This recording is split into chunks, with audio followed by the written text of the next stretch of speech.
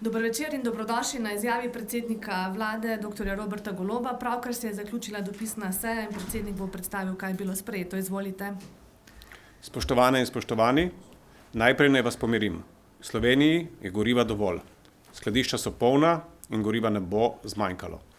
Na podlagi današnjih sporočil in današnjih sestankov pa se je izkazalo, da ima največje težave z dostavo goriva na svoje bencinske servise Petrol. Zato smo se po vseh sestankih, kjer so sodelovali ministri, predstavniki prevoznikov, družb MOL-a in Petrola ter drugih vladnih služb, dogovorili za konkretne ukrepe za povečanje števila prevozov do črpalk in omejitve porabe, zlasti pri tujcih. Prvi sklep, sodelovanje Slovenske vojske.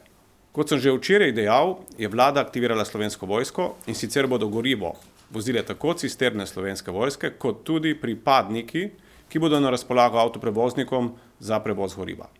Drugič, vlada bo na podlagi pozitivnih izkušenj družbe MOL uvedla splošno omejitev za dovoljeno količino tankanja in sicer do 50 litrov za fizične osebe in do 200 litrov za pravne osebe. In tretjič, že dopoldne smo naftne trgovce pozvali, da takoj poročajo o stanju na črpalkah. Naslednje poročilo pričakujemo tudi jutri zjutraj. Na podlagi tega se bomo odločali, ali so potrebni kakršnikoli nadaljnji ukrepi. Najlepša hvala. Sledijo novinarska vprašanja. Toda Marko Milenković, prosim, za me nastopite. Marko Milenković, RTV Slovenija, hvala za pojasnila. Prosim, če lahko komentirate, rečeno je bilo najprej to, da omenili ste tudi sami, da ne bi omejili prodajo za tuje državljane. Je to v igri ali zaenkrat ne boste tega sprejeli? Kolikor sem razumel, ne bi bila tu splošna omejitev teh 50 litrov in 200 litrov. Danes smo sprejeli na vladi splošno omejitev, poudarek je na omejitvah na avtocesti, čeprav velja povsod. Hkrati smo pa dali tudi priporočilo naftnim trgovcem, da posebej pripravijo ukrepe za tuje državljane. To je najlažje doseči skozi diverzificirano cenovno politiko. Če bo potrebno, bomo pa pristopili tudi drugim ukrepom. Še vprašanje, ali lahko komentirate, zdi se, da gre za nek zaplet, spor med vlado in Petrolom, spremljali smo spor že v preteklosti, da se zdaj zaostruje in nadaljuje, vlada neposredno pravi, da je Petrol kriv, nekako med vrsticami se bere, ne bi bilo to namenoma narejeno, Petrol odgovarja, da ni res in da vlada ni sprejela dogovorenih ukrepov, skratka, da jim nočete zvišati marže. Mislim, kje je zdaj ta spor? In kakšen vpliv ima ta spor na razvoj? Danes se lahko vsak prepriča, da je bencin in nafta in dizel sta dostopna pretežno na črpalkah v lasti MOL-a. Če zmore MOL, bi za moje pojme moral to uspeti doseči tudi Petrol. Kar se pa tiče konfliktov, ta vlada je uspešno premagala energetsko krizo, se spopadla s največjim požarom v zgodovini, s katastrofalnimi poplavami. Med prvimi je evakuirala svoje ljudi iz Bližnjega vzhoda in ne, nihče nas ne more izsiljevati in v tem primeru tudi zagotovo to nikomur ne pride na pamet.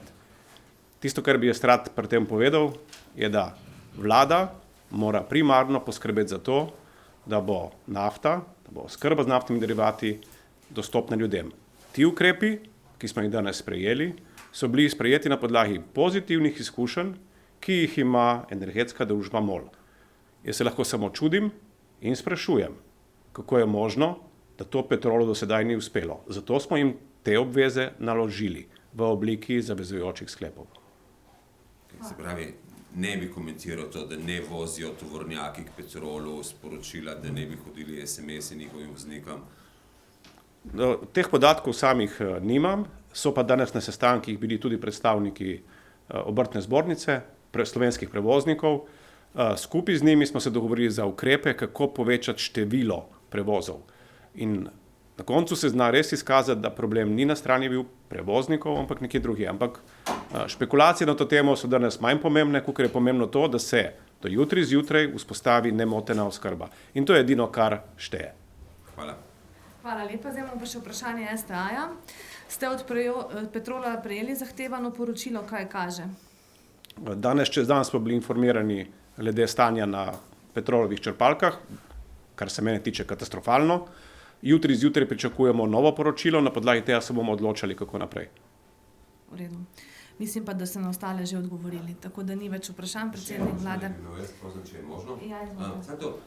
Ali je v igri sprostili, vlada je sprostila pred dnevi regulacijo cen umaknjena z avtocest in z hitrih cest. Petrol nekako pojasnjuje, da je težave pri logistiki izhajajo z tega, ker so njihove marže prenizke, da bi si lahko dovolili najemanje dodatnih kapacitet. Me zanima, ali je kje v igri sprostitev cen povsod ali pa sprememba strukture cen. Hvala.